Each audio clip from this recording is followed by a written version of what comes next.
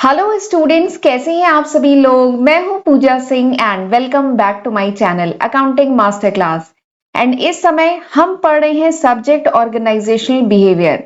And इस series में आज मेरा 10th लेक्चर वीडियो है। 9 लेक्चर वीडियो मैं ऑलरेडी अपलोड कर चुकी हूं and this is my 10th lecture video. And आज के इस लेक्चर से हम स्टार्ट करने जा रहे हैं एक new topic, that is perception. काफी इंपॉर्टेंट टॉपिक है ये। तो आज के लेक्चर से हम ये टॉपिक स्टार्ट करेंगे, लेकिन उससे पहले मैं थोड़ा सा बताना चाहती हूँ कि ये वो सारे टॉपिक हैं जो हम पिछले 9 लेक्चर वीडियो में बहुत डिटेल में पढ़ चुके हैं। तो एक बार वीडियो को पॉज करके ये सारे टॉपिक देख लीजिएगा। तो अगर आपको ये टॉपिक पढ़ने हैं तो आप पिछले 9 लेक्चर वीडियो रेफर कर सकते हैं। ठीक है, ओबी की सेपरेट प्लेलिस्ट मैंने बनाई है जिसमें आपको सीक्वेंस में सारे ये टॉपिक मिल जाएंगे। और एक बात और कहना चाहूंगी कि ध्यान रखिएगा कि ये जो लेक्चर वीडियोस है ना, इनको सीक्वेंस में देखिए। सीक्वेंस में देखेंगे तो ज्यादा अच्छे से आप कोरिलेट कर पाएंगे और ज्यादा अच्छे से आपको टॉपिक समझ में आएंगे। ठीक है, तो चलिए आज के लेक्चर के बारे में बात करते हैं। आज हम पढ़ने वाले हैं परसेप्शन का ये जो चैप्टर है, ये स्टार्ट करने जा रहे हैं। तो परसेप्शन में हम क्या क्या पढ़ेंगे एक बार बता दे रही हूँ। तो परसेप्शन में हम सबसे पहले पढ़ेंगे कि परसेप्शन क्या होता है, फीचर्स ऑफ परसेप्शन ये भी देखेंगे। प्रोसेस ऑफ परसेप्शन, इसको मैं इंपॉर्टेंट मार्क करूंगी कि प्रोसेस ऑफ परसेप्शन हम ये भी देखेंगे, ये काफी इंपॉर्टेंट है। उसके बाद मैं आपको बताऊंगी what are the factors which influence the perception. उसके बाद हम perceptual selectivity, perceptual organisation and the managerial application of perception, ये टॉपिक पढ़ेंगे। ठीक है, जिसमें मैनेजरियल एप्लीकेशन भी बहुत इंपॉर्टेंट है। हमने परसेप्शन के बारे में इतना सब कुछ तो पढ़ लिया, बट इसकी एप्लीकेशन क्या है, इसकी यूजफुलनेस क्या है, ये जरूर हमें पता होनी चाहिए। ठीक है, क्यों ये टॉपिक जो परसेप्शन का था ओबी में इंक्लूड किया गया, तो बेसिकली यही इसकी इंपॉर्टेंस है, मैनेजरियल एप्लीकेशन। ठीक है, एक मैनेजर के लिए परसेप्शन की नॉलेज होना, परसेप्शन के बारे में पता होना क्यों जरूरी है एक मैनेजर को। ठीक है, तो ये सारे टॉपिक हमें पढ़ने हैं इस चैप्टर में। तो चलिए फिर आज का लेक्चर हम स्टार्ट करते हैं।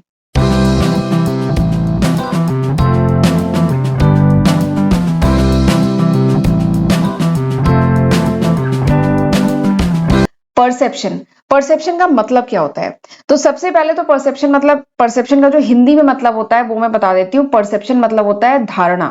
किसी के बारे में हम धारणा ऐसी बना लेते हैं ना, किसी वस्तु के बारे में, किसी इंसान के बारे में हम अब पहले से नहीं कुछ परसीव कर लेते हैं, कुछ धारणा बना लेते हैं कुछ बातों के बेसिस पे, तो उसी को कहा जाता है परसेप्शन। तो perception is a cognitive process. Perception क्या है, ये एक कॉग्निटिव प्रोसेस है। कॉग्निटिव मतलब क्या होता है, कॉग्निटिव मतलब जो दिमाग से रिलेटेड हो, मेंटल चीजों से रिलेटेड हो, दैट इज कॉग्निटिव। यानी कॉग्निटिव मतलब होता है वो प्रोसेस जिसमें हम कुछ नॉलेज एक्वायर करते हैं। ठीक है, कुछ नॉलेज इकट्ठा करते हैं, उस चीज को समझने की कोशिश करते हैं थ्रू आवर थॉट्स, अपने थॉट्स के, अपने एक्सपीरियंस के, अपने सेंसेस के बेसिस पे किसी चीज को जब हम समझने की कोशिश करते हैं ना अपना दिमाग लगा के, तो दैट इज कॉल्ड कॉग्निटिव। तो perception is a cognitive process. सबसे पहली खास बात है, परसेप्शन क्या है, ये एक कॉग्निटिव प्रोसेस है या कह लीजिए साइकोलॉजिकल प्रोसेस है। ठीक, तो परसेप्शन होता क्या है। देखिए, परसेप्शन मतलब हिंदी में तो मतलब है धारणा, बहुत आसानी से आप हम कह सकते हैं, लेकिन एग्जाम में तो पूछा जाएगा ना परसेप्शन की डिफिनीशन बताइए या what is the basic concept of perception. तो आपको डिटेल में समझाती हूँ परसेप्शन क्या है। परसेप्शन एक प्रोसेस है। परसेप्शन क्या है, जो हम किसी के बारे में धारणा बना लेते हैं ना, वो एक प्रोसेस है और इसका प्रोसेस बहुत ही इंटरेस्टिंग है। अभी आज के लेक्चर में हम पढ़ेंगे आगे प्रोसेस। तो परसेप्शन फिलहाल ये डिफिनीशन है, बट प्रोसेस अभी जब हम पढ़ेंगे ना तो बहुत अच्छा एक कॉन्सेप्ट है कि ये कैसे एक प्रोसेस है। तो जो परसेप्शन है वो एक प्रोसेस है जिसमें हम क्या करते हैं, जिसमें हम सिलेक्ट करते हैं, ऑर्गेनाइज करते हैं एंड इंटरप्रेट करते हैं। सिलेक्ट करना मतलब चूज करना। एनवायरमेंट में बहुत सारी चीजें हैं, उसमें से कुछ आइटम को हम चूज कर रहे हैं, फिर उनको ऑर्गेनाइज कर रहे हैं एंड फिर उसको इंटरप्रेट कर रहे हैं। इंटरप्रेट करना मतलब कुछ मीनिंग ड्रॉ करना, कुछ कंक्लूजन निकालना। ठीक है, कुछ मीनिंग अटैच करना उससे। Event which is happening in the environment, यानी हमारे आसपास जो भी इन्वायरमेंट में चीजें हो रही हैं, ठीक है, क्या हम हर चीज पे ध्यान देते हैं। हमारे आसपास, हम इंडिविजुअल है, हमारे आसपास जितनी चीजें, बहुत सारी चीजें हैं, हम घर से बाहर निकलते हैं बहुत सारी चीजें देखते हैं। हम अगर बस में ट्रेवल कर रहे हैं, मेट्रो में ट्रेवल कर रहे हैं, हम रास्ते में कितनी सारी चीजें देखते हैं ना। क्या हम हर चीज को अपने दिमाग में रखते हैं या हर चीज पर ध्यान देते हैं, नहीं। वी डू सिलेक्शन, हम उस पर कुछ चीजों पर ध्यान देते हैं। ठीक है, तो वही है परसेप्शन क्या है, ये एक प्रोसेस है जिसमें क्या होता है, सिलेक्ट करते हैं, ऑर्गेनाइज करते हैं एंड इंटरप्रेट करते हैं इवेंट को which is happening in the environment. यानी हमारे आसपास जो भी चीजें हो रही हैं, जो भी इवेंट्स है या जो भी पर्सन है, जो भी ऑब्जेक्ट है, उसको हम क्या करते हैं, कुछ चीजों को सिलेक्ट करते हैं, ऑर्गेनाइज करते हैं एंड उससे फिर कुछ मतलब कुछ कंक्लूजन ड्रॉ करने, कुछ मतलब निकालने की कोशिश करते हैं, ठीक है। तो दिस इज कॉल्ड परसेप्शन, इसी प्रोसेस को कहा जाता है परसेप्शन। रॉबिन्स ने भी एक बहुत इंपॉर्टेंट डेफिनेशन दी है परसेप्शन की, कि परसेप्शन क्या है, परसेप्शन एक प्रोसेस है जिसमें इंडिविजुअल क्या करता है, ऑर्गेनाइज करता है एंड इंटरप्रेट करता है, ठीक है। ऑर्गेनाइज करता है एंड इंटरप्रेट, इंटरप्रेट करना मतलब निकालने की कोशिश करता है देयर सेंसरी इंप्रेशन, यानी अपने सेंसेस से, हमारे 5 सेंसेस है ना, हम अपने सेंसेस से जो भी चीजें हमने देखी है उसको ऑर्गेनाइज करना एंड उससे इंटरप्रिटेशन यानी उससे कुछ मतलब निकालना in order to give meaning to the environment, ताकि हम अपने आसपास जो एनवायरमेंट है उसको कुछ मतलब दे सके, उसको समझ सके। इसी प्रोसेस को कहा जाता है परसेप्शन। समझ में आया? रॉबिन्स ने क्या कहा था, परसेप्शन क्या है कि जब हम अपने सेंसरी इंप्रेशन यानी अपने जो सेंस ऑर्गन्स हैं, आंख है, नाक है, ठीक है, जो सेंस ऑर्गन है या कान है, तो जो चीजें सुन रहे हैं, देख रहे हैं, सूंघ रहे हैं, इन सब सेंस या किसी चीज को फील करके टच कर रहे हैं, तो इन सेंसरी इंप्रेशन से जो भी हम अपने एनवायरमेंट में आसपास चीजें देख रहे हैं उन सबको ऑर्गेनाइज करना एंड उससे कुछ कंक्लूजन, उसको इंटरप्रेट करना, उसको समझना, ठीक है, ताकि हम अपने एनवायरमेंट को समझ पाए। ठीक, तो इसी प्रोसेस को कहा जाता है परसेप्शन। ठीक, यहां तक समझ में आया? चलिए आगे बढ़ते हैं। तो परसेप्शन के अगर मैं फीचर्स, तो ये हो गया परसेप्शन, ठीक। अगर मैं परसेप्शन के फीचर्स की बात करूं, तो परसेप्शन अगर समझ में आ गया तो परसेप्शन के फीचर भी आप समझ गए होंगे। क्या कि परसेप्शन क्या है, एक इंटेलेक्चुअल प्रोसेस है, इसमें हमारा दिमाग लग रहा है ना। हम ऐसे ही किसी के बारे में कुछ भी परसीव नहीं कर लेते हैं कि वो पर्सन अच्छा है या बुरा है, या कोई चीज खराब है या अच्छी है, हम ऐसे ही नहीं परसीव कर लेते ना, हम उसमें अपना दिमाग लगाते हैं। It's a intellectual process. तो परसेप्शन क्या है, इट्स एन इंटेलेक्चुअल प्रोसेस, जिसमें पर्सन क्या करता है, पर्सन सिलेक्ट करता है डेटा फ्रॉम द इन्वायरमेंट, यानी इन्वायरमेंट से कुछ डेटा उठाता है, ठीक है, लेता है, उसे ऑर्गेनाइज करता है एंड उससे मीनिंग ड्रॉ करने की कोशिश करता है। ठीक, जैसे चलिए मैं एग्जांपल बताती हूँ। एग्जांपल क्या है, जैसे इस समय एडमिशन का टाइम चल रहा है, आप अगर इधर एक्सप्रेस वे पे निकल जाएं तो बहुत बड़े बड़े कॉलेजेस की होर्डिंग लगी हुई है, मेट्रो स्टेशन पे होर्डिंग लगी हुई है कॉलेजेस की, कि 100% प्लेसमेंट, इतने करोड़ का प्लेसमेंट, खूब लगा हुआ है ना। अगर आप कोई पर्टिकुलर होर्डिंग, किसी पर्टिकुलर कॉलेज की होर्डिंग आप बार बार देखें, पूरे एक्सप्रेस वे पे कई जगह दसों बार किसी कॉलेज की होर्डिंग आपको दिख रही है, तो आप क्या, तब आपका ध्यान जाएगा। अगर किसी कॉलेज की होर्डिंग आपने केवल एक बार देखी तो शायद आप ध्यान देंगे या शायद नहीं भी देंगे, कुछ लोग देंगे ध्यान, कुछ नहीं देंगे। बट अगर किसी कॉलेज की होर्डिंग बार बार आपको दिख रही है, इधर ग्रेटर नोएडा में दिख रही है, नोएडा में दिख रही है, दिल्ली में उसकी होर्डिंग दिख रही है, हर जगह मेट्रो स्टेशन, बस स्टेशन, हर जगह दिख रही है, तो आपका ध्यान जाएगा। तो आप क्या करेंगे, select the data from the environment, आपने उसको ध्यान दिया, आपकी अटेंशन उस तरफ गई, तो आपने सिलेक्ट किया, फिर क्या किया, ऑर्गेनाइज किया, उसको समझने की कोशिश की एंड उससे मीनिंग ड्रॉ किया। ठीक है, उससे क्या है, मीनिंग ड्रॉ किया, उसको इंटरप्रेट किया। अगर किसी कॉलेज का होर्डिंग आपको बार बार दिख रहा है तो इसका मतलब वो कॉलेज सही में एक अच्छा कॉलेज होगा, स्टैब्लिश कॉलेज होगा, ठीक है। तो आपने जो भी इसका इंटरप्रिटेशन ड्रॉ किया, तो ये क्या किया, इंटेलेक्चुअल प्रोसेस रहा ना, आपने आपने अपना दिमाग लगाया, ठीक, और आपने फिर उस कॉलेज के बारे में अपनी कुछ धारणा बनाई, कुछ परसेप्शन आपने बनाया।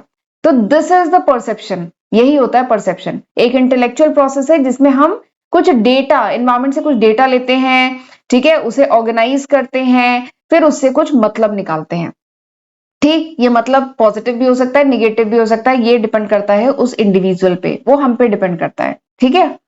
अब कोई शायद इस चीज का ये भी मतलब निकाल सकता है, अगर किसी कॉलेज का एडवर्टाइजमेंट आपको बार बार मिल रहा है तो कोई शायद ये भी मतलब निकाले कि कॉलेज को इतना एडवर्टाइज करना पड़ रहा है अपने कॉलेज में एडमिशन के लिए, कोई ये भी मतलब निकाल सकता है। और कोई ये मतलब निकाल सकता है कि यानी ये कॉलेज बहुत अच्छा है कि इतना एडवर्टाइज कर रहा है, हर जगह एडवर्टाइजमेंट इसके मिल रहे हैं। तो ये क्या है, इंडिविजुअल पे डिपेंड करता है कि वो कैसे परसीव कर रहा है, उसकी धारणा कैसी है। ठीक, तो ये हो गया पहला फीचर कि परसेप्शन क्या है, एक इंटेलेक्चुअल प्रोसेस है, यानी इसमें दिमाग लगाना होता है, ठीक है, मेंटल एक्शन है ये। नेक्स्ट जो परसेप्शन का फीचर है, that is perception is the basic cognitive and psychological process. Perception क्या है, एक मनोविज्ञान मतलब साइकोलॉजिकल प्रोसेस है, कॉग्निटिव है यानी मेंटल एक्शन है। इसमें कुछ नॉलेज एक्वायर की जाती है, उसको फिर अंडरस्टैंड करने, समझने की कोशिश की जाती है through our senses, through our experience, through our thoughts. हमारे जो सोच विचार है, हमारे जो एक्सपीरियंस है, हमारे जो सेंसेस है, उसके बेसिस पे कुछ इंटरप्रिटेशन ड्रॉ करने की कोशिश की जाती है। ठीक है, तो ये हो गया दूसरा फीचर। तीसरा फीचर परसेप्शन का क्या है कि perception is a subjective process. ये भी बहुत इंपॉर्टेंट है कि परसेप्शन क्या है, सब्जेक्टिव प्रोसेस है। मतलब ये हमारी पर्सनल ओपिनियन या कह लीजिए हमारी फीलिंग पे बेस्ड है। एग्जाम में आप देखते हैं ना, सब्जेक्टिव एग्जाम होता है या ऑब्जेक्टिव एग्जाम होता है। ऑब्जेक्टिव में क्या होता है, आपको 4 ऑप्शन दिए रहते हैं, एक आंसर सही होता है, यही होता है ना। तो ऑब्जेक्टिव मतलब एक ही चीज सही है, जबकि सब्जेक्टिव मतलब क्या है, ये हमारे फीलिंग, हमारी ओपिनियन पे डिपेंड करता है। शायद किसी एक के हिसाब से कुछ दूसरा हो, दूसरे के हिसाब से कुछ और हो, ठीक है। तो सब्जेक्टिव चीज है ये, यानी based on the personal opinion and feeling. जो केस स्टडीज होती हैं वो क्या है, सब्जेक्टिव है। शायद आपको इस केस स्टडी का सॉल्यूशन कुछ सॉल्यूशन 1 दिख रहा है कि ये कोई स्ट्रेटजी अपना ले कंपनी, जबकि एक दूसरे स्टूडेंट को कोई दूसरी स्ट्रेटजी समझ में आ रही है। तो ये क्या चीज है, सब्जेक्टिव है। तो इसी तरीके से जो परसेप्शन है ना, this is a subjective process, ये सब्जेक्टिव है। डिफरेंट पीपल में perceive the same environment differently, यानी अलग अलग लोग सेम एनवायरमेंट को डिफरेंटली परसीव करते हैं, कर सकते हैं, ठीक है। ये डिपेंड करता है कि उन्होंने उस एनवायरमेंट से क्या चीज एब्जॉर्व की है। इसका बहुत बढ़िया एग्जाम्पल है एक glass which is half filled with water. एक ग्लास है जिसमें आधा पानी भरा हुआ है। कुछ लोग हैं जिसे जिनसे पूछा जाएगा कि ये आपको क्या दिख रहा है, तो कुछ लोग कहेंगे कि आधा भरा हुआ ग्लास, जबकि कुछ लोगों को क्या दिखेगा कि आधी खाली ग्लास। कुछ लोगों को ये खाली पोर्शन दिखेगा, कुछ लोगों को ये भरा पोर्शन दिखेगा। तो वही है, सेम ग्लास है, सेम एनवायरमेंट है, लेकिन different people have different perception. अलग अलग लोगों का सेम चीज के लिए अलग अलग परसेप्शन होता है। तो इसीलिए परसेप्शन क्या है, इट्स अ सब्जेक्टिव प्रोसेस। ठीक, तो 3 फीचर समझ में आए। सबसे पहला क्या है, perception is an intellectual process. दूसरा क्या है, perception is a cognitive and psychological process. And तीसरा क्या है, perception is a subjective process. तो ये हो गया 3 फीचर। चलिए आगे बढ़ते हैं। अब हम बात करेंगे प्रोसेस की, और प्रोसेस बहुत इंपॉर्टेंट है, परसेप्शन का प्रोसेस पूछा जाता है। तो चलिए आगे बढ़ते हैं, बट उससे पहले जरा कंक्लूड कर देते हैं। तो परसेप्शन मतलब क्या हो गया, परसेप्शन मतलब किस तरीके से कोई पर्सन अपने इन्वायरमेंट को, अपने आसपास के जो चीजें हैं, जो वर्ल्ड है, उसको किस तरीके से देखता है ना, दिस इज कॉल्ड परसेप्शन। यानी हमारी धारणा कैसी बन गई है। कहते हैं ना, दिल्ली के लोग ऐसे होते हैं, यूपी के लोग ऐसे होते हैं, साउथ के लोग ऐसे होते हैं, ईस्ट के लोग वैसे होते हैं। तो लोग की क्या है, धारणा बन गई है। तो ये दिस इज परसेप्शन, यानी वो किस तरीके से दुनिया को देखते हैं, ठीक है। ऐसा कहा जाता है कि फॉरेनर्स ऐसे होते हैं, इंडियंस ऐसे होते हैं। तो ये क्या है, धारणा बन गई है। ठीक, तो परसेप्शन क्या है, एक manner in which a person see the world, यानी आप कैसे दुनिया को देखते हैं, दिस इज द परसेप्शन।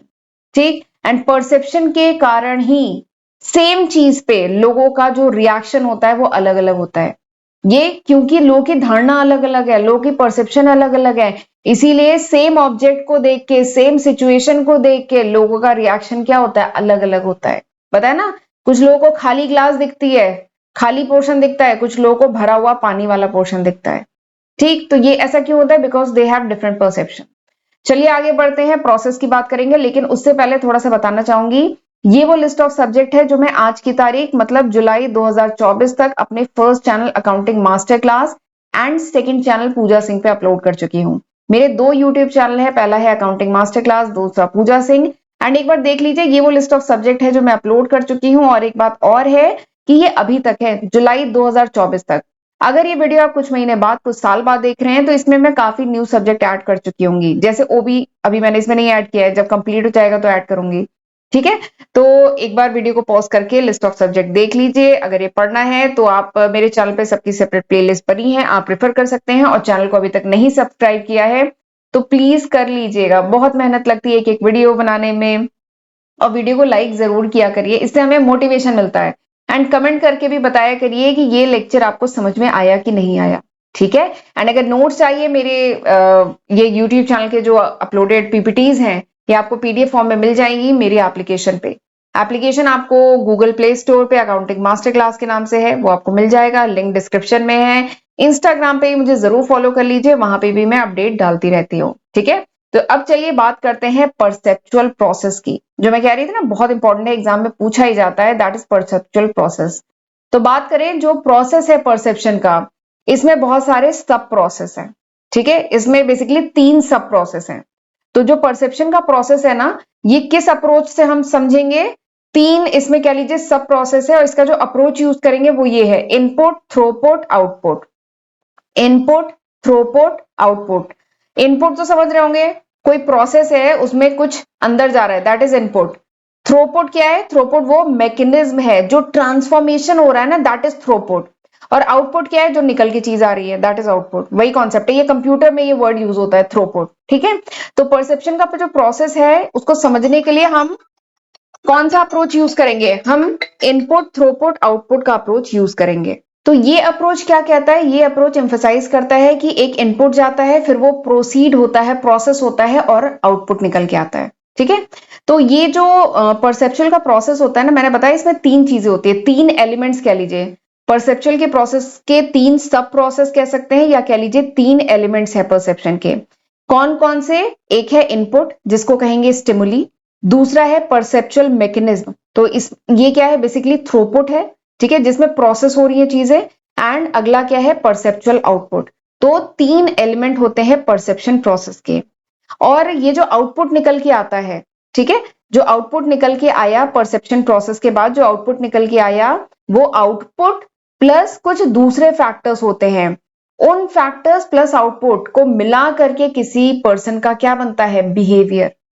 कोई भी पर्सन किसी पर्टिकुलर वे में क्यों बिहेव करता है? क्यों? क्योंकि उसने ऐसा परसेप्शन बना लिया किसी चीज के बारे में, प्लस कुछ दूसरे और फैक्टर्स होते हैं, उन सारी चीजों को मिला के कोई पर्सन एक पर्टिकुलर वे में बिहेव करता है, ठीक। अभी मैं एग्जाम्पल के साथ समझाऊंगी तो ज्यादा अच्छे से समझ में आएगा। फिलहाल अभी देख लीजिए परसेप्चुअल प्रोसेस। मैंने बताया ना इसमें तीन एलिमेंट होते हैं, कौन कौन से? पहला है परसेप्चुअल इनपुट, अगला है परसेप्चुअल थ्रूपुट, अगला क्या है? परसेप्चुअल आउटपुट, ठीक। परसेप्चुअल इनपुट मतलब स्टिमुली। परसेप्चुअल इनपुट मतलब क्या है? स्टिमुली। स्टिमुली मतलब बताया था, पिछले लेक्चर में बताया था, मतलब ट्रिगर। स्टिमुली मतलब क्या होता है? ट्रिगर, जिसकी वजह से हम, जैसे नहीं कोई एक्शन ले रहे हैं या कुछ इंटरेस्ट आ रहा है, तो किसकी वजह से आ रहा है ना, that is called stimuli. Perceptual throughput मतलब इसमें हम सिलेक्शन करते हैं, ऑर्गेनाइजिंग करते हैं, जो अभी आपको डिफिनीशन में बताया था ना, सिलेक्टिंग, ऑर्गेनाइजिंग एंड इंटरप्रेटिंग। पहले हमने रिसीव किया स्टिमुली, उसके बाद सिलेक्टिंग, ऑर्गेनाइजिंग एंड इंटरप्रेटिंग। अभी मैं इसको एक एक टर्म आपको समझाऊंगी, ठीक है। एंड फाइनली हमारा एक्शन निकल के आता है, हमारा परसेप्शन क्रिएट होता है, ठीक। तो ये तीन एलिमेंट होते हैं परसेप्चुअल प्रोसेस में, ठीक है। चलिए अब इन एक एक एलिमेंट के बारे में डिटेल में देखते हैं। सबसे पहला क्या है? Perceptual input. परसेप्चुअल इनपुट यानी अगर सपोज करिए हमने इन्वायरमेंट में कोई भी चीज देखी, ठीक, तो वो क्या है? इन्वायरमेंट में जो भी हमने चीज देखी तो वो क्या है? Stimuli. Stimuli in the environment. हमने अपने आसपास कोई भी ऑब्जेक्ट देखा, सपोज करिए हम बस से जा रहे हैं एक्सप्रेसवे पे, हमने कोई होर्डिंग देखा, तो वो क्या हुआ? स्टिमुली। फिर या फिर कोई इवेंट हुआ, या किसी पर्सन भी स्टिमुली हो सकता है, तो ये सब क्या है? Perceptual input. हम किसी से मिले, ठीक है, तो वो भी स्टिमुली हो सकता है, तो ये सब क्या है? Perceptual input. फिर उसके बाद दूसरा एलिमेंट कह लीजिए या दूसरा स्टेप क्या होता है परसेप्चुअल प्रोसेस में? थ्रोपुट। थ्रोपुट बेसिकली क्या होता है? Actual transformation. वो मैकेनिज्म जिसमें इनपुट जाता है और फिर मैकेनिज्म होता है, यानी उसमें सिलेक्शन, ऑर्गेनाइजेशन एंड इंटरप्रिटेशन होता है, ठीक। तो उसी को कहा गया है थ्रोपुट, ठीक। उसके बाद क्या आता है? Perceptual output. और उसके बाद हमारी कुछ क्या बनती है? ओपिनियन बनती है। हमने अगर कोई ऑब्जेक्ट, कोई होर्डिंग देखी, ठीक है, हमने एक्सप्रेस वे पे गए तो हमने बहुत सारी होर्डिंग्स देखी, बट उसमें से हमने कुछ एक होर्डिंग हमने क्या किया? सिलेक्ट की, मतलब एक होर्डिंग की तरफ हमारा बहुत ध्यान गया, ठीक है, सिलेक्ट किया, ऑर्गेनाइज किया, फिर हमने कुछ इंटरप्रिटेशन ड्रॉ किया, एंड फिर उसके बेसिस पे हमारी कुछ ओपिनियन बनी, हमारी कुछ फीलिंग हुई, हमारा एटीट्यूड बना, ठीक है। ये तो केवल एक एग्जाम्पल मैंने होर्डिंग का लेके किया है, लेकिन अभी मैं एक और एग्जाम्पल दूंगी तो और अच्छे से कॉन्सेप्ट समझ में आएगा। यहाँ ऑब्जेक्ट के केस में हम ओपिनियन ले सकते हैं, या पर्सन के केस में हमारी कुछ फीलिंग हो सकती है उस पर्सन के लिए, ठीक है, या उस इवेंट के लिए कुछ एटीट्यूड हो सकता है, और अल्टीमेटली उसी के बेसिस पे हमारा बिहेवियर बनता है, ठीक है, टुवर्ड दैट ऑब्जेक्ट या इवेंट या पर्सन की तरफ हमारा बिहेवियर इसी टाइप का बनता है, ठीक है। तो ये कंप्लीट प्रोसेस होता है परसेप्शन का, ठीक है। लेकिन ये अभी शॉर्ट में मैंने आपको बताया, तीन एलिमेंट मैंने आपको बताया ना, तो तीन एलिमेंट को अभी मैंने केवल डिफाइन किया है, इनपुट, थ्रोपुट, आउटपुट। तो इनपुट क्या है? वो स्टिमुली है, ठीक है, ये स्टिमुली कुछ ऑब्जेक्ट, इवेंट, पीपल, कुछ भी हो सकता है। थ्रोपुट में क्या होता है? ट्रांसफॉर्मेशन होता है, इसमें सिलेक्शन, ऑर्गेनाइजेशन एंड इंटरप्रिटेशन होता है, एंड फाइनली हमारा आउटपुट निकल के आता है, यानी हमारी ओपिनियन, फीलिंग या एटीट्यूड उस ऑब्जेक्ट के लिए, इवेंट के लिए या पर्सन के लिए होती है, एंड अल्टीमेटली उसी के बेसिस पे हमारा बिहेवियर डिफाइन होता है, ठीक है। तो ये तो मैंने आपको शॉर्ट में समझा दिया, बट ये सिलेक्शन क्या होता है, ऑर्गेनाइजेशन क्या होता है, ये सब चलिए अभी डिटेल में हम आगे पढ़ते हैं, ठीक है। तो ये मैंने बताया। अच्छा एक चीज और है, परसेप्चुअल प्रोसेस अगर आपसे पूछा जाए तो ये डायग्राम जरूर बनाइएगा, ठीक है। ओ शिट, मैं इसमें एक चीज भूल गई, ये ऐसे एरो है, इस एरो को मैं भूल गई, ठीक है। परसेप्चुअल इनपुट गया, फिर ये परसेप्चुअल थ्रूपुट में गया, ठीक है, फिर उसके बाद ये परसेप्चुअल आउटपुट में, ये वाला एरो मैं भूल गई थी, ये है, ठीक है। एक बार मैं पीछे भी बना दूं, यहां पे ऐसे करके ये ऐसे एरो है, ठीक है। ये डिलीट हो गया होगा। चलिए अब डिटेल में जरा परसेप्चुअल प्रोसेस समझते हैं। तो परसेप्चुअल इनपुट जो होता है ये in the form of stimuli, suppose करिए मैं परसीवर हूं, ठीक है। तो सबसे पहले मुझे इन्वायरमेंट से कोई चीज, कोई ट्रिगर, कोई एक्टिविटी, कोई ऑब्जेक्ट, कोई इवेंट, कोई पीपल ऐसा दिखेगा जिससे क्या होगा, ट्रिगर होगा। तो स्टिमुली को जो है किसी भी फॉर्म में हो सकती है, ऑब्जेक्ट, इवेंट, पीपल, किसी के भी फॉर्म में हो सकती है जो हमारे इन्वायरमेंट में प्रेजेंट हो सकती है, ठीक है। तो उसी को क्या कहा जाता है, परसेप्चुअल इनपुट, ठीक। और जब परसीवर यानी अगर मैं जब इंटरेक्ट करूंगी स्टिमुलस से, यानी जब भी कोई वो ऑब्जेक्ट देखा मैंने या कोई इवेंट हुआ, यानी मैं अगर किसी के घर गई तो ये ऐसा कुछ इवेंट हो सकता है, तब क्या होगा, सेंसेशन होगा और तब परसेप्चुअल प्रोसेस शुरू होता है। अगर स्टिमुली नहीं है, ठीक है, अगर स्टिमुली नहीं है तो परसेप्शन भी नहीं होगा। अगर हम एक्सप्रेस वे पे जा रहे हैं, हमने कोई होर्डिंग ही नहीं देखा, ठीक है, तो क्या होगा, ना स्टिमुलस मिला तो ना कोई परसेप्शन बनेगा। हम अगर हमें किसी कॉलेज के बारे में हम सोच रहे हैं और अचानक हमने उसकी होर्डिंग देख ली एक्सप्रेसवे पे, ठीक है, तो ना स्टिमुलस मिलता तो ना हम उसके बारे में फिर से कुछ सोचते। बट अगर उसकी होर्डिंग मिल गई, स्टिमुलस मिल गया, तो फिर से हम उस कॉलेज के बारे में सोचने लगेंगे और शायद हमने उस कॉलेज का एड न्यूज़पेपर में भी देखा हो, ठीक है। तो हम फिर कोरिलेट करेंगे, ऑर्गेनाइज करेंगे और फिर कुछ कंक्लूजन ड्रॉ करेंगे। तो परसेप्चुअल प्रोसेस फिर वहीं से शुरू होता है, ठीक है। एक और एग्जांपल देते हैं, सपोज करिए मैं किसी अपने फ्रेंड के घर गई, हम आपका एग्जांपल लेते हैं। आप सपोज करिए आप अपने किसी फ्रेंड के, आप लोग हॉस्टलर हैं, ठीक है, आप अपने किसी फ्रेंड के रूम में गए, हॉस्टल में उसके रूम में गए, ठीक है। अब तो ये क्या है, रूम में गए, ये एक इवेंट हुआ, ठीक। अगर ना आप उसके रूम में जाते, ना उसके रूम में कुछ चीजें हैं जो अभी मैं आपको बताऊंगी वो ना देखते, तो ना आप उस अपने दोस्त के बारे में कोई परसेप्शन बनाते, कोई धारणा बनाते।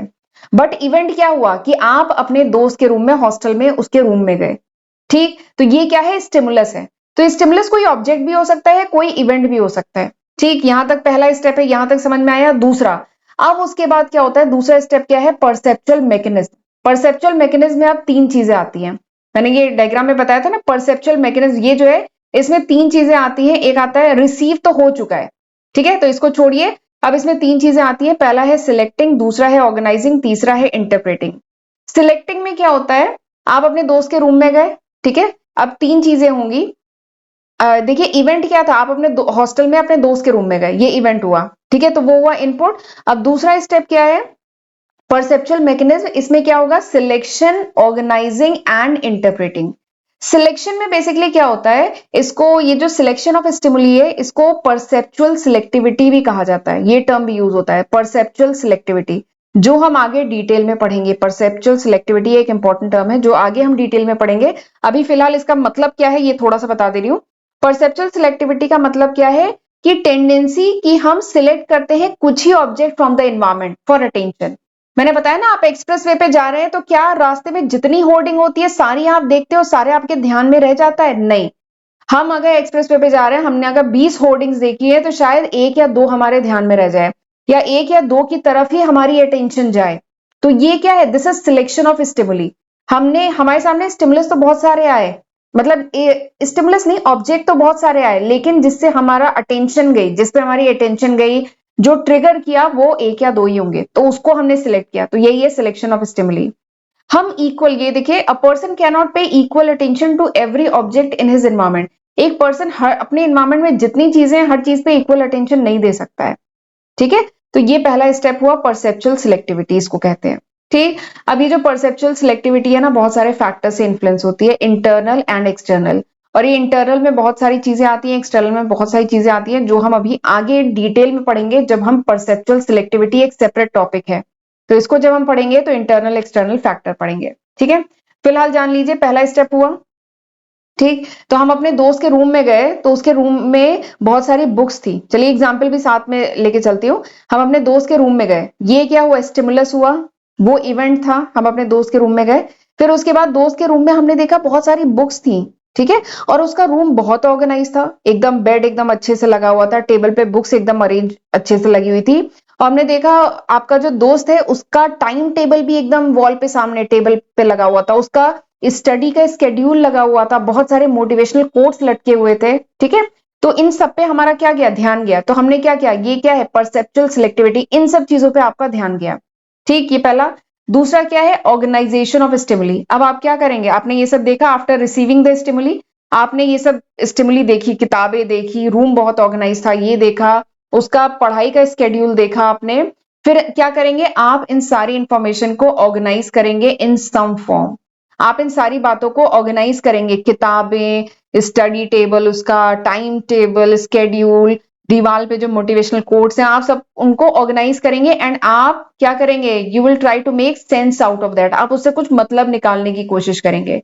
तो इसी को कहा जाता है ऑर्गेनाइजेशन ऑफ स्टिमुली, ठीक है। बट अभी इंटरप्रिटेशन अच्छे से तो नेक्स्ट स्टेप पे किया जाएगा, अभी आप केवल ऑर्गेनाइज किया, आपने सारी इंफॉर्मेशन जो आपने उसके रूम में देखा, अपने दोस्त के रूम में जो सारी चीजें देखी, आपने उसको ऑर्गेनाइज किया, ठीक है। फिर इसके बाद तीसरा स्टेप आता है इंटरप्रिटेशन ऑफ स्टिमुली, यानी इस स्टेप पे क्या है, स्टिमुली जो आपने देखी, ऑर्गेनाइज की, अब आप उसका इंटरप्रिटेशन क्या करेंगे एंड उससे मीनिंग निकालने की कोशिश करेंगे, ठीक है।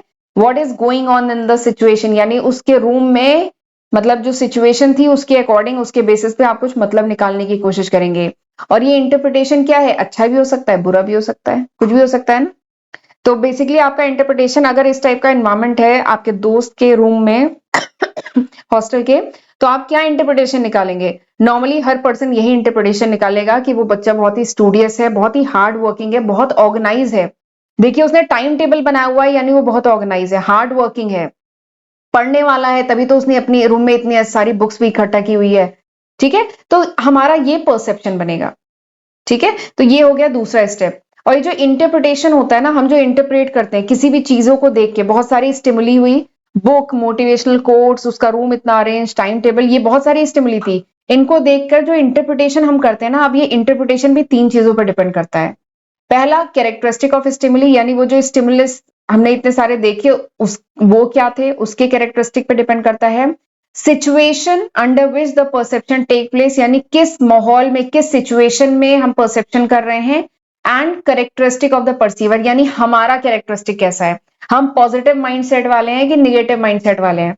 अगर मैं पॉजिटिव माइंडसेट वाली हूं तो मुझे ये सब देख के बहुत अच्छा लगेगा, मुझे लगेगा ये बच्चा बहुत मेहनती है, बहुत हार्ड वर्किंग है, बहुत ऑर्गेनाइज है, मेहनत कर रहा है बच्चा। बट शायद कोई निगेटिव माइंडसेट वाला हो तो वो बोलेगा नहीं ये तो शो ऑफ है, ये इतनी बुकें बस केवल शो ऑफ के लिए रखी है, ये मुझे मेरे आने का पता था इसलिए इसने बेड को इतना ऑर्गेनाइज और पूरा रूम ऑर्गेनाइज कर लिया है, ठीक है। तो ये डिपेंड करता है कैरेक्टरिस्टिक ऑफ परसीवर पे भी। तो यही पूरे फैक्टर्स हैं जिनसे मिलके बनता है टोटल परसेप्चुअल प्रोसेस, ठीक। तो ये तो अभी दूसरा स्टेप हुआ, ठीक है। अभी तो हम यहीं तक पहुंचे ना, ये पहला स्टेप, ये दूसरा स्टेप, इसमें सिलेक्ट किया, ऑर्गेनाइज किया, इंटरप्रेट किया। अब फाइनली क्या है, परसेप्चुअल आउटपुट। फाइनली तीसरा स्टेप आएगा ना, परसेप्चुअल आउटपुट। तो परसेप्चुअल आउटपुट क्या है, तो परसेप्चुअल मैकेनिज्म जहां खत्म होता है वहीं से परसेप्चुअल आउटपुट इमर्ज होता है। परसेप्चुअल मैकेनिज्म जब खत्म होगा तो उसके बाद आएगा परसेप्चुअल आउटपुट, ठीक। यहाँ पे भी मैं एरो डालना भूल गई, डिलीट हो गया गलती से, ठीक है, ऐसे करके डाल लीजिएगा। तो वहां से परसेप्चुअल आउटपुट शुरू होता है। And these output may be in the form of, फिर हमारी क्या बनेगी, हमारी ओपिनियन बनेगी अपने दोस्त के बारे में। हॉस्टल में हम जिस दोस्त के रूम में गए थे, फिर ये जो सारे स्टिमुलस हमने देखे, जो समझा, उसके बेसिस पे हमारा फिर कुछ एटीट्यूड बनेगा, कुछ बिलीव बनेगा, कुछ ओपिनियन बनेगी, कुछ फीलिंग बनेगी उस लड़के के लिए, कुछ इंप्रेशन बनेगा, ठीक है। इन सारे स्टिमुलस को ध्यान में रख के, प्लस कुछ और भी फैक्टर है, ये तो सारी चीजें होंगी, प्लस कुछ और भी फैक्टर है। इन सारे फैक्टर्स के बेसिस पे फिर हमारा आगे चल के क्या होगा, बिहेवियर होगा टुवर्ड दैट बॉय। वो जो दूसरा लड़का है जिसके रूम में हम गए थे इसके रूम में, तो जो दूसरा लड़का है उसके रूम को देख के, उसके पूरे जितने भी स्टिमुलस हमें उसके रूम में देखे, उसके बेसिस पे हमारे उसके बारे में क्या बनेगी, धारणा बनेगी, ओपिनियन, एटीट्यूड बनेगा। और उसी के बेसिस पे हमारा क्या बनेगा, बिहेवियर टुवर्ड हिम। हम अगर अच्छे पढ़ने वाले बच्चे होंगे तो फिर हम इससे कर लेंगे दोस्ती, हमारा बिहेवियर इसकी तरफ अच्छा रहेगा, ठीक है। तो कुछ ऐसी कहानी होती है ना। तो this is the perceptual process, ये था पूरा परसेप्चुअल प्रोसेस। अच्छा एक चीज और है, मैंने यहाँ पे एक चीज यहाँ पे रेड मार्क की है कि देखिए केवल इन सारी चीजों के बेसिस पे ही नहीं, हमारी जो फीलिंग है, इंप्रेशन है, वैल्यूज है, इसके ही बेसिस पे नहीं, प्लस कुछ दूसरे फैक्टर भी होते हैं जो हमारे बिहेवियर को डिटरमाइन करते हैं। अगर ह्यूमन बिहेवियर केवल क्या हम अपने परसेप्शन के बेसिस पे बिहेव करते हैं, नहीं, परसेप्शन के बेसिस पे तो करते ही हैं, प्लस कुछ दूसरे फैक्टर भी होते हैं जिसके बेसिस पे अल्टीमेटली ह्यूमन बिहेवियर होता है, हमारा एक्शन होता है। ठीक है, इसका एक बहुत बढ़िया एग्जाम्पल है। देखिए, सपोज करिए आपने कोई एडवर्टाइजमेंट देखा, टीवी पे कोई एडवर्टाइजमेंट देखा, उसमें बता रहे हैं कि प्रोडक्ट बहुत अच्छा है, या सपोज करिए गाड़ी का एडवर्टाइजमेंट देखा, ठीक है, बहुत जो लग्जरी गाड़ी होती है उसका एडवर्टाइजमेंट देखा, तो ठीक है, उसका एडवर्टाइजमेंट में उसके बहुत अच्छे अच्छे फीचर्स बताए जा रहे थे, तो आपको समझ में आ गया कि दैट प्रोडक्ट इज गुड, वो अच्छा प्रोडक्ट है। बट और आप मान भी गए, ठीक है, आप अग्री हो गए, कन्विंस हो गए कि वो प्रोडक्ट बढ़िया प्रोडक्ट है। ठीक, तो बताइए, बस हम मान गए इसके बेसिस पे क्या हम जाके वो प्रोडक्ट खरीदेंगे? नहीं। This is not enough for a person to buy the product. क्या ये सफिशिएंट है किसी मेरे लिए कि मैं जाके वो सामान खरीदूं? नहीं। एक्चुअल बाइंग तो तब होगी, मैं जाके सामान वो तब खरीद पाऊंगी ना जब वो प्रोडक्ट मार्केट में अवेलेबल होगा, और जब मुझे या मार्केट में अवेलेबल होगा या मुझे उसकी जरूरत है, मुझे अगर उस लग्जरी गाड़ी की जरूरत है तभी तो मैं खरीदूंगी, या मेरे पास इतने, सबसे इंपॉर्टेंट चीज तो ये है कि मेरे पास इतने पैसे होंगे तब मैं खरीदूंगी ना। तो इसीलिए जो आउटपुट है, परसेप्शन का जो आउटपुट है, उसके साथ कुछ दूसरे फैक्टर भी मिलते हैं, तब जाके ह्यूमन बिहेवियर बनता है। ठीक है, केवल हम परसेप्शन के बेसिस पे ही बिहेव नहीं कर देते या एक्शन नहीं लेते, परसेप्शन प्लस अदर फैक्टर, उसके बेसिस पे फिर ह्यूमन बिहेवियर होता है या हमारा एक्शन होता है। ठीक है, तो ये था कंप्लीट प्रोसेस परसेप्शन का। बहुत इंटरेस्टिंग है ना? परसेप्शन का इनपुट, फिर उसके बाद परसेप्शन थ्रूपुट, फिर परसेप्शन आउटपुट। इनपुट मतलब स्टिमुली, स्टिमुली मतलब बहुत सारे एग्जांपल, चाहे रोड पे जा रहे हैं तो आपने होर्डिंग्स देखी तो ये स्टिमुली है, आप अपने दोस्त के रूप में, हॉस्टल में आप लोग रहते हैं, आप अपने दोस्त के रूम में गए, ठीक है, तो आपने देखा किताबें थी और रूम बहुत ऑर्गेनाइज था, तो ये सब क्या स्टिमुली है। टाइम टेबल आपको मिल गया उसका, तो ये सब टाइम टेबल आपने दीवार पे देखा उसका, तो ये सब क्या स्टिमुली है। ठीक, फिर उसके बाद परसेप्चुअल थ्रूपुट मतलब फिर आपने उसको नोटिस किया, सिलेक्ट किया, मतलब आपकी अटेंशन उस तरफ गई, आपने सिलेक्ट किया, नोटिस किया, रोड पे कुछ होर्डिंग्स पे आपकी नजर गई, फिर आपने ऑर्गेनाइज किया, फिर इंटरप्रिटेशन ड्रॉ किया, एंड फाइनली परसेप्चुअल आउटपुट। आपने अपना कुछ बिलीफ, एटीट्यूड, कुछ क्या लीजिए वैल्यूज या इंप्रेशन बनाया, ओपिनियन बनाई उस बारे में, ठीक है, एंड अकॉर्डिंगली आपने एक्शन लिया। ठीक है, तो ये पूरा होता है परसेप्चुअल प्रोसेस। ठीक है, यहां तक समझ में आ गया? चलिए, अब आगे के जो टॉपिक है ना, तो यानी आज हमने क्या पढ़ा? आज हमने पढ़ा परसेप्शन क्या होता है, इसका मीनिंग, फीचर एंड प्रोसेस पढ़ लिया। ठीक है, अगले लेक्चर में अब हम ये टॉपिक पढ़ेंगे। ठीक है, अभी जितना मैंने पढ़ाया है तब तक इतना पढ़ के रखिएगा। अब हम मिलेंगे अगले लेक्चर वीडियो में, तब तक मेरे चैनल को सब्सक्राइब कर लीजिएगा, लाइक कर लीजिएगा एंड कमेंट कर लीजिएगा प्लीज।